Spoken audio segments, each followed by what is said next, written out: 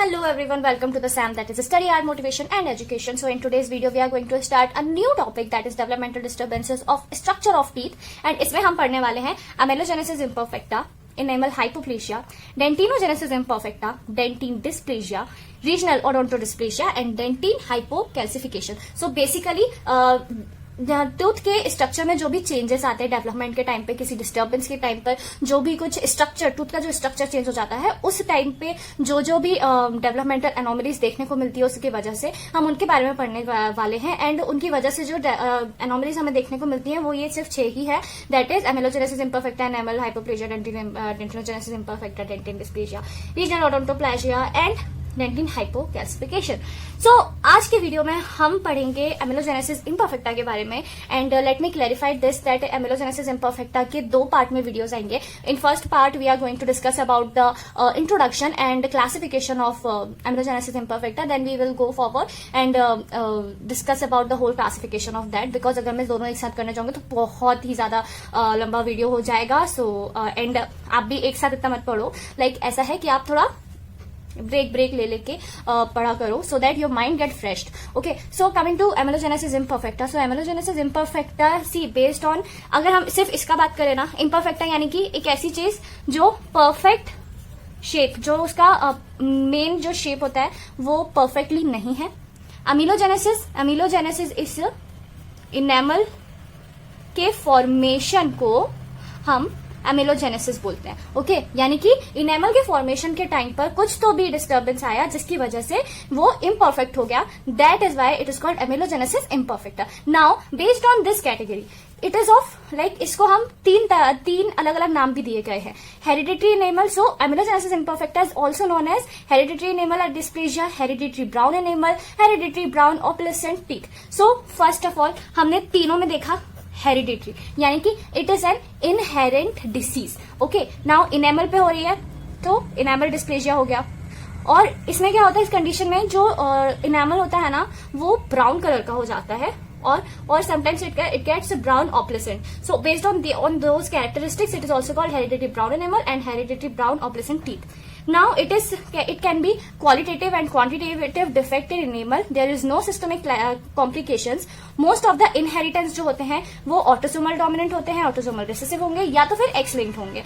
And most important, ये बहुत ही rare case है, ये बहुत ही रेयर लोगों में देखा जाता है, लाइक 1:700 to 1:14,000 पीपल, यानी कि 14,000 लोगों में से कोई 1% में वो देखने को मिलेगा। So it's a really rare case.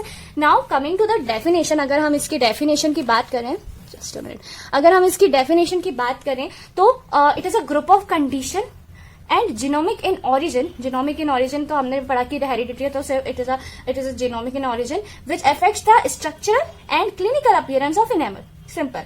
And it may be associated with morphological or biochemical changes also. किसी morphological or biological changes की वजह से भी ये हो सकता है. Now coming to the classification, वो जो हमने पढ़ा, हमने वो that was all about the introduction of amelogenesis imperfecta. Now coming to the classification of amelogenesis imperfecta. तो अगर हम इसके classification की बात करें तो it is of mainly 4 types. ठीक है, first is hypoplastic, then we have hypomaturation, then we have hypocalcified and then we have hypomaturation hypoplastic with taurodontism. Now taurodontism के बारे में हमने पहले भी पढ़ा था, तो sometimes this condition is also associated with taurodontism. So based on that characteristic हमने ये type 4 भी बनाया गया है. Now जिस तरह से मैंने आपको बताया था, mode of inheritance इसके 3 types हैं. autosomal dominant की वजह से हो सकता है, recessive की वजह से होता है, या फिर X linked की वजह से हो सकता है. तो coming to the first type, that is hypoplastic. What is hypoplastic? Hypoplastic यानी कि defect in enamel organ. Enamel organ के अंदर कोई डिफेक्ट आया है तो वो हाइपोप्लास्टिक कहलाएगा. ये सबसे ज्यादा होता है, या like it's a most common condition in amelogenesis imperfecta, यानी कि 60 to 73% लोगों में ये देखा जाता है. नाउ इसके सब टाइप्स भी हैं, like it have 1 2 3 4 5 6 7, it have 7 सब टाइप्स जो हम आगे पढ़ेंगे. नाउ इसको बिल्कुल इजी करने के लिए मैं आपको बता दूं कि मेनली हम क्या देखते हैं, it can B pitted, smooth, rough and local. Okay, ये 4 चीजें याद रखोगे ना तो सारी चीजें हो जाएंगी. तो टाइप 1A का देखें तो it is hypoplastic pitted autosomal dominant. Okay, second sub type B is local autosomal dominant. Then C is local autosomal recessive. तो ये याद रखना, ऑटोसोमल डोमिनेंट हो गया लोकल का, ऑटोसोमल डोमिनेंट हो गया लोकल का, ऑटोसोमल रेसेसिव हो गया। ये याद रखना कि पिटेड का ऑटोसोमल डोमिनेंट होता है लेकिन रेसेसिव नहीं होता। नाउ कमिंग टू स्मूथ, तो smooth autosomal dominant, that is type 1 का D part. Then if we talk about E, so it is smooth X-linked dominant. Then we have rough also, so rough autosomal dominant. Then the G1 is type 1 and the subtype is D, is that is 7th one is amelogenesis autosomal recessive. Okay, so this is about the type 1 that is hypoplastic. अब ये सारी जो चीजें हैं ना, हम इनके बारे में डिटेल में डिस्कस करेंगे in clinical features of amelogenesis imperfecta. उसमें आपको ज्यादा अच्छे समझ में आएगा, जिसे मैं नेक्स्ट वीडियो में कवर अप करूंगी. Now coming to the type 2. Type 2 थोड़े कम लोगों में होता है, 20 to 30% लोगों में देखा जाता है. एंड हाइपो मैचुरेशन, हाइपो यानी कि कुछ चीज डिक्रीज हुई है, एंड मैचुरेशन में कोई प्रॉब्लम आया है, यानी कि defect in size of hydroxy appetite crystals. You know enamel is made up of a lot of crystals, that is hydroxy appetite crystal. तो उसका जो कि ये जो हाइड्रोक्सी एपिटाइट क्रिस्टल्स हैं वो मेन बल्क बनाते हैं. ये जो आपका इनेमल है उसका मेन बल्क, जो भारीपन है वो इन क्रिस्टल्स की वजह से ही होता है. लेकिन अगर इन क्रिस्टल्स के साइज में कोई डिफेक्ट आ जाएगा तो उसको हम बोल रहे हैं, यहाँ पर उसे हम कंसिडर कर रहे हैं as a hypomaturation. Now it can be of 3 types. First, hypomaturation pigmented autosomal recessive, hypomaturation X-linked recessive, then snow-capped teeth, or you can say autosomal dominant. Okay, now coming to type 3.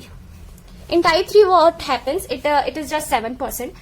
हाइपोकैल्सिफाइड है type 3. Now type 3 में हाइपोकैल्सिफाइड से आपको अलग ही समझ में आ रहा था कि आ रहा होगा कि कैल्सिफिकेशन जो है वो डिक्रीज हो गया, यानी कि डिफेक्ट इन मिनरलाइजेशन. ओके, तो मिनरलाइजेशन में ही अब ऑब्वियसली बात है कि मिनरलाइजेशन में ही कैल्सिफिकेशन होता है. तो it can be of 2 types, just 2 types, autosomal dominant and autosomal recessive. Type 4 is hypomaturation hypoplastic with taurodontism. तो इसमें हम टोरोडोंटिज्म के साथ एसोसिएटेड अगर है, एंड ये बहुत ही ज्यादा रेयर केस होता है, बहुत ही ज्यादा रेयर केस. ओके, सो अगर इसमें हम देखें तो it is also of 2 types. भाई देखो ये याद रखना, ऑटोसोमल डोमिनेंट ही होता है, इसमें सिर्फ ऑटोसोमल डोमिनेंट पाया जाएगा विथ टोरोडोंटिज्म. अब इसमें ना सिर्फ इनके नाम अलग अलग होते हैं, हाइपोमैचुरेशन हाइपोप्लास्टिक विथ टोरोडोंटिज्म ऑटोसोमल डोमिनेंट. ठीक है, अब इन दोनों को ना अदला बदली कर दो, यानी कि हाइपोप्लास्टिक पहला जाएगा. तो हाइपोप्लास्टिक हाइपोमैचुरेशन विथ टोरोडोंटिज्म ऑटोसोमल डोमिनेंट. सो ये हो गया उसके 2 टाइप्स. ठीक है, आई डोंट थिंक आपको टाइप 3 टाइप 2 टाइप 3 टाइप 4 में कोई डिफिकल्टी आएगी लर्न करने में, क्योंकि ये इजी है. But the first one that is hypoplastic, इसमें आपको बहुत डिफिकल्टी आ सकती है इसे याद करने में. But once you get the concept of this, यानी कि क्लिनिकल फीचर्स में आपको अगर आप अच्छे से समझ में आ गया तो आप अच्छे से गो थ्रू कर सकते हो, आपको अच्छे से समझ में आ जाएगा. ठीक है, so it is not that difficult. Clinical features of amelogenesis imperfecta. First of all, what is amelogenesis imperfecta? That is enamel के फॉर्मेशन में कुछ हेरिडिटी इनहेरिटेंस की वजह से कोई डिस्टर्बेंस हुआ है, उसे हम एमेलोजेनेसिस इम्परफेक्टा बोलते हैं. ओके, सो क्लिनिकल फीचर्स में हम उन 4 टाइप्स की बात करेंगे जो हमने उन 3 टाइप्स की बात करेंगे जो हमने मेनली क्लासिफिकेशन में पढ़े थे. That is hypoplastic, then we have hypomaturation, then hypocalcified. Okay, so हम इनको पढ़ेंगे, इनके बारे में डिटेल स्टडी करेंगे.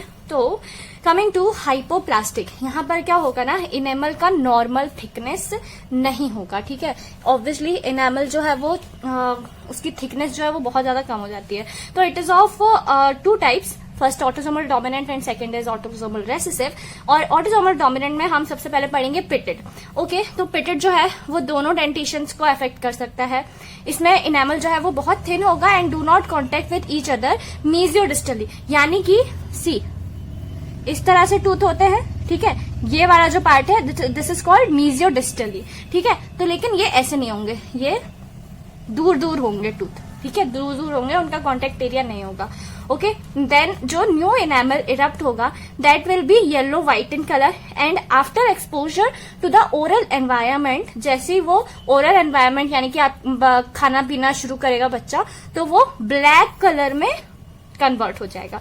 Coming to the local one, ये भी दोनों डेंटिशन में अफेक्टेड होता है। इसमें डिफेक्ट क्या होता है, buccal surface involving middle third. Okay, जो बक्कल सरफेस है इन्वॉल्विंग मिडल थर्ड, वो वाला जो सरफेस है वो उसमें ज्यादा आपको डिफेक्ट देखने को मिलेगा।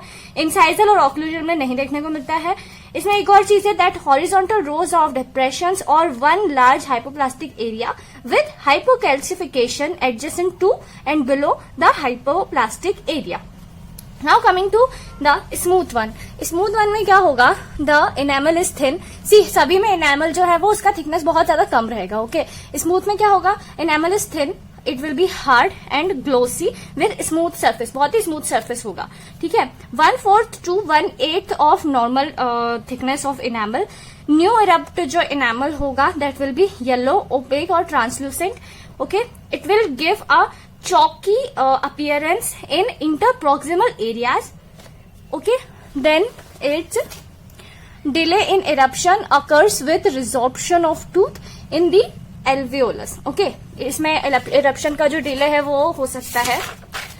Coming to the rough one, ठीक है, तो हमने कितने ऑटोसोमल डोमिनेंट के हमने 4 टाइप्स पढ़ लिए, स्मूथ, ठीक है, रफ अभी जो हम पढ़ेंगे, pitted and local. Okay, now rough में क्या होगा, रफ में भी बोथ द डेंटिशंस आर इन्वॉल्व्ड, लेकिन इसमें इनेमल की जो कंडीशन है वो बहुत ही ज्यादा खराब हो जाएगी। इनेमल जो है वो हार्ड होगा, रफ ग्रेनुलर होगा, may be chipped from underline dentin. 1/4 to 1/8 enamel thickness. Colour जो है उसका व्हाइट येलो होगा when newly erupted. It may have thicker enamel at cervical area, anterior open white होगा इसमें और, ठीक है।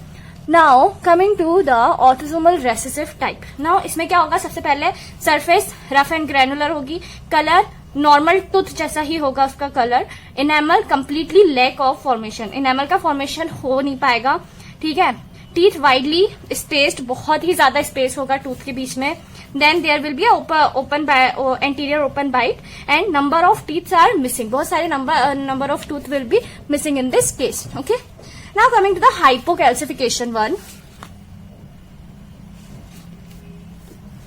So hypocalcified में क्या होता है, इनेमल जो है वो सॉफ्ट है, it can be removed by prophylaxis instruments. Okay, autosomal dominant, इसमें भी हम सिर्फ एक ही पढ़ेंगे, दैट इज ऑटोसोमल डोमिनेंट। उसमें क्या होगा, इनेमल जो है वो बहुत ज्यादा सॉफ्ट होगा, डेंटिन ही प्रेजेंट होगा, यानी कि enamel is completely absent. Okay, then enamel can penetrated easily by dental explorer. अगर इनेमल है भी तो उसको पेनेट्रेट किया जा सकता है बाय डेंटल एक्सप्लोरर, बहुत ही इजीली, ठीक है। न्यूली इरप्टेड अगर टूथ होगा that will covered with dull lustrous opaque white honey coloured और yellowish orange brown enamel. Okay, now it is exposed of dentin hyper sensitivity. अब आप खुद देखो, इनेमल तो है ही नहीं, इनेमल नहीं होगा तो सेंसिटिविटी बहुत ज्यादा बढ़ जाएगी। तो और अगर वो डायरेक्ट जितना भी ओरल एनवायरमेंट है वो उसका डायरेक्ट इफेक्ट किस पे पड़ेगा, डेंटिन पे पड़ेगा, तो उसकी वजह से क्या होगा, हाइपर सेंसिटिविटी हो जाएगी।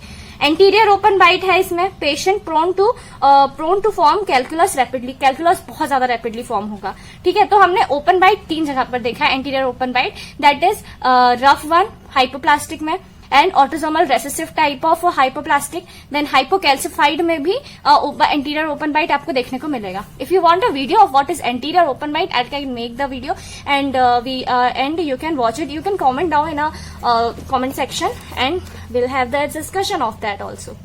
Coming to the hypomaturation.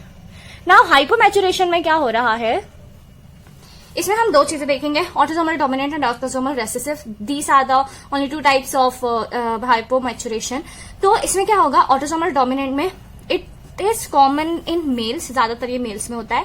Both dentition effect हो सकते हैं, यानी कि प्राइमरी एंड परमानेंट दोनों इफेक्ट हो सकते हैं। Permanent tooth are mottled yellow white coloured होंगे permanent tooth. Dark and with absorption of stains, dark हो जाएंगे क्योंकि स्टेन्स का एब्जॉर्प्शन बहुत ज्यादा होगा।